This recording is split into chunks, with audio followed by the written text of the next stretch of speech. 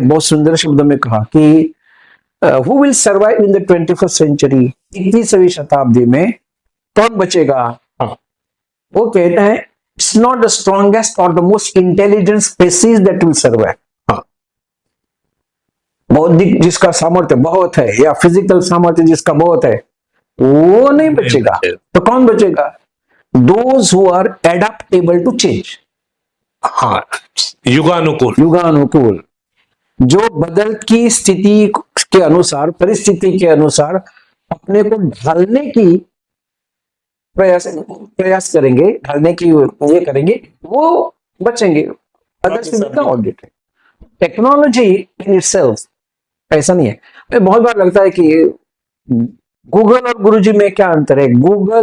गुरुजी gives inspiration, Google gives information. Google gives content, Guruji gives confidence. Google gives matter, Guru gives motivation. तो अभी दोनों की आवश्यकता है।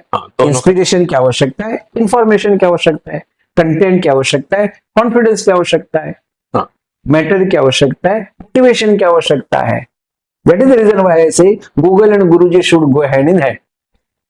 ट्रेडिशनल और मॉडर्न दोनों को साथ में चलना चाहिए, तभी हम लोग आगे सफल होंगे। यहाँ ये कहा है कि कोई चीज केवल पुरानी है, केवल पुरानी है, इसका मतलब वो बहुत अच्छी भी है ऐसा नहीं, और खराब है ऐसा भी नहीं। एक स्टूडेंट के लाइफ में सेल्फ डिसिप्लिन, सेल्फ मैनेजमेंट बहुत बड़ा रोल प्ले करता है, एज वेल एज टीचर्स के भी और पेरेंट्स के भी, क्योंकि पेरेंट्स और टीचर्स मिलकर जब तक स्टूडेंट पर काम नहीं कर रहे हैं, मैनेजमेंट नहीं कर रहे हैं उसका, या डिसिप्लिन में नहीं ला रहे हैं, तो संभवतः दाएं बाएं आज के इस बहुत सारे आकर्षण के केंद्र वाले युग में बच्चे के भटकने की बहुत संभावनाएं रहती हैं। इस पर कुछ बताइए। अभी आपने जो शब्द प्रयोग किया सेल्फ मैनेजमेंट, बच्चे को खुद को मैनेजमेंट करने की कौशल चाहिए। थॉमस फ्रीडमैन नाम के जो एक लेखक है अमेरिका के, उनकी किताब है the world is flat. Okay. तो उन्होंने एक बहुत ऑब्जर्वेशन उनका है कि who is the illiterate of the 21st century, 21वीं शताब्दी का अनपढ़ व्यक्ति कौन? जिसको लिखना पढ़ना नहीं आता वो नहीं है। जिसको कंप्यूटर आता नहीं आता, इस पर लिटरेसी अभी डिपेंड नहीं करती। एक जमाना था, एक जमाना ऐसा था कि लिटरेसी का मानक क्या था, लिखने को आता है क्या, नहीं आता, इलिटरेट है लिटरेट। उसके बाद थोड़ा बदल गया, लिटरेट और इलिटरेट कैसा तय हुआ कि जो कंप्यूटर का उपयोग कर सकता है वो लिटरेट, कंप्यूटर लिटरेट। वो कहते अभी आज, वो कहते हैं आज का इलिटरेट, 21वीं शताब्दी का इलिटरेट कौन है? One who does not learn, unlearn and relearn. Okay. Learn, unlearn and relearn. हम आज जो कुछ पढ़ते हैं वो पुराना है, या तो हम आज जो कुछ पढ़ते हैं और 2 साल में 3 साल में वो आउटडेटेड हो जाएगा। बिल्कुल। लेकिन आज हम पढ़ रहे हैं, 2-3 साल के बाद आउटडेटेड हो जाएगा, तब हमें क्या करना पड़ेगा? Unlearn, delete, wipe it out करना पड़ेगा, और रुकना नहीं, फिर वहां से आगे रीलर्न, नए सिरे से नए नॉलेज, नए ढंग से सीखना पड़ेगा। ये चेंज जो है कंटिन्यूअस है, non stop. Learn, unlearn, relearn, learn, unlearn, relearn, non stop. तो आज हमें बच्चों को पढ़ाई कैसे करें ये सिखाना चाहिए, खुद को मैनेज कैसे करें ये सिखाना चाहिए, सेल्फ मैनेजमेंट। और इसके लिए उसको खुद की पहचान कैसे हो, अवेयरनेस उसके मन में कैसे बढ़े, अपनी personality, what are my strong points, what are my weaknesses, what are the opportunity, जिसको हम स्वॉट वगैरह कहते हैं ना, वो बालक को स्वॉट करने की एक आदत उसमें बढ़ानी चाहिए, उसको मदद करनी चाहिए। विद्यालय का काम ये है, विद्यालय का काम ये है। If you really want to help others, अच्छी मदद, सच्ची मदद कौन सी? Not to give the wealth from your pocket. किसी को मेरे जेब से निकाल कर 10 रुपए, 100 रुपए, 50 रुपए दे दिए, हम लोगों को मैंने उसकी बहुत बड़ी मदद की, ये वास्तव में सच्ची और अच्छी भी मदद नहीं है। तो अच्छी और सच्ची मदद कौन सी है? शो हिम हिज वेल्थ, उसकी क्या योग्यताएं हैं, ये बात उसको बताना चाहिए, उसको एहसास करना चाहिए। उसके स्ट्रॉन्ग पॉइंट्स क्या, उसके पास क्या है, किस प्रकार का धन, क्या क्या भगवान ने उसको दिया है, सब प्रकार का, ये शरीर है, बुद्धिमत्ता है, ये भगवान ने, इसका जब उसको पता चलेगा, इन अदर वर्ड्स खुद की पहचान जब होगी, तब उसका कॉन्फिडेंस बढ़ेगा, तब उसपे ही विल हैव डिजायर। और एक बार उसमें वो जग गया, बाद में कुछ करने की आवश्यकता नहीं, वो अपने आप करता चाहिए। अपने यहाँ ये अच्छे स्टूडेंट के भी 5 गुण बताए गए हैं जी। उसमें पहला है ज्ञान तृष्णा, थर्स्ट फॉर नॉलेज। हाँ। दूसरा है गुरु और निष्ठा, गुरु के प्रति निष्ठा, श्रद्धा। हाँ। और यही अपनी विशेषता भारतीय शिक्षा पद्धति की है, गुरु के प्रति निष्ठा, ये अपना पुराना है, गुरु की निष्ठा, गुरु के प्रति ये होनी चाहिए। तीसरी बात कही है सदा अध्ययन दक्षता, एवर रेडी टू लर्न। चौथा है ज्ञान एकाग्रता, आज सबसे बड़ा प्रॉब्लम वो एकाग्रता का है।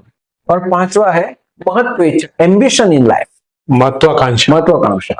तो वो श्लोक बहुत सुंदर है, ज्ञान तृष्णा, गुरु निष्ठा, सदा अध्ययन दक्षता, एकाग्रता, महत्वेच्छा, विद्यार्थी गुण पंचकम। ये तो स्कूलों में कोई बताता भी नहीं।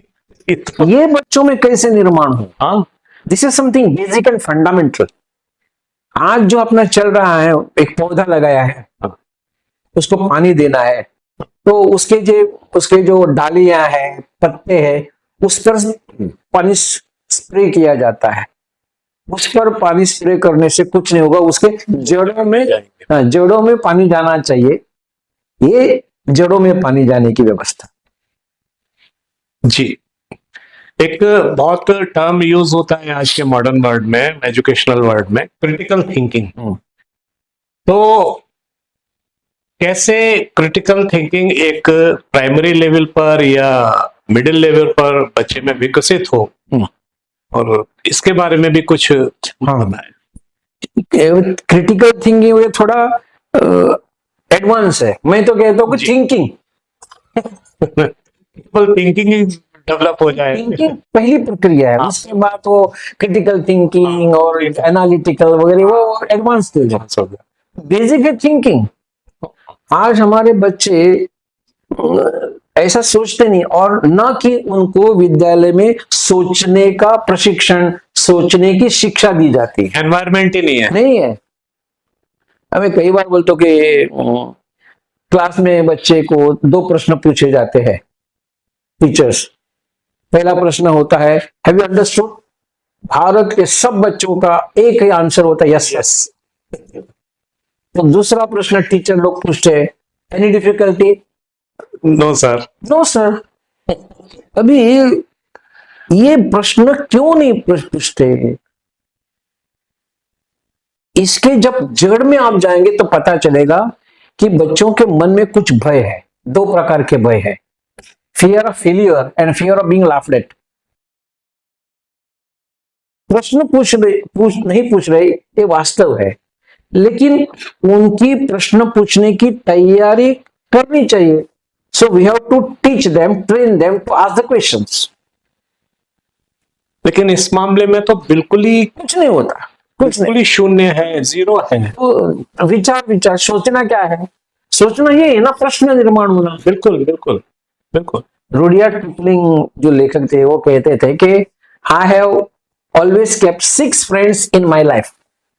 मैंने 6 मित्रों से मित्रता की है, वो मदद करते हैं जीवन में। वो 6 मित्र कौन से? What and who, when and where, how and why. Exactly. अभी ये एक बच्चों को कैसे सोचना चाहिए, इस दिशा में धीरे धीरे धीरे आगे बढ़ाने के लिए छोटे स्टेप्स, छोटे प्रयोग करते करते करते करते उनको सोचना मतलब क्या करना। हम बड़े लोग बच्चों के सामने खड़े रहते हैं, भाई सोचो, बड़े लोगों को भी लोग कहते हैं चिंतन करो। भाई सोचो और चिंतन करो का मतलब क्या है, और सोचना क्या होता है, कैसा होता है, चिंतन करने का मतलब क्या होता है, चिंतन कैसा करना होता है, इसका कुछ हाँ, कुछ दिशा निर्देश कुछ प्रैक्टिकल वो तो होएगा ना, आउटलाइन तो होएगी। पहले इनको लेकर बच्चों का हैंड होल्डिंग करना चाहिए। प्रश्न नहीं पूछते। चाइनीज भाषा में बहुत सुंदर कहावत है कि if you ask a question you become fool for 5 minutes. You become fool, okay, हाँ ठीक है। फॉर अगर 5 आपने कुछ पूछ लिया तो 5 मिनट 10 मिनट के लिए तो आप फूल ही है। सुन ले लोग आपको हंसेंगे। लेकिन आगे मत होगा। वो कहते हैं if you don't ask the question you will remain fool for ever. Exactly, हमेशा के लिए रहोगे आप। हमेशा के लिए और ये तो बहुत बड़े बड़े मतलब मैंने तो देखा है आईआईटीएंस तक में ये प्रॉब्लम है, वो पूछते नहीं। कुछ नहीं आता है तो नहीं पूछते। हमारे यहाँ तो भारतीय शिक्षा में ये नचिकेता है वगैरह सारे सब प्रश्न उत्तर है। हाँ, सब प्रश्न उत्तर। ज्ञान कब से शुरू हुआ? ज्ञान प्राप्ति की शुरुआत ये प्रश्नों से हुआ, प्रश्नों से। इसलिए प्रश्नोपनिषद